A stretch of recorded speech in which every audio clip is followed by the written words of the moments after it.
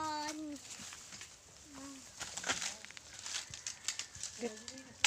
Ito ni Tito.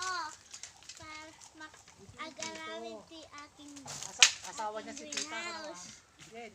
Ito si Tito, asawa niya si Tita. Huwag yung lola. Next, ito. Huwag yung lola. Ibaga mo ah. Ito ni Papa, garawin din. Ate ni Papa, asawa niya ni Mama. Wow. Baka mamaya. Ito si Papa. Saka. Asawa ni Tita Kuram. Saka, mag-aramid tayo ng mag-aramid tayo ng aking greenhouse. So, today we are going to make our own greenhouse. Bye!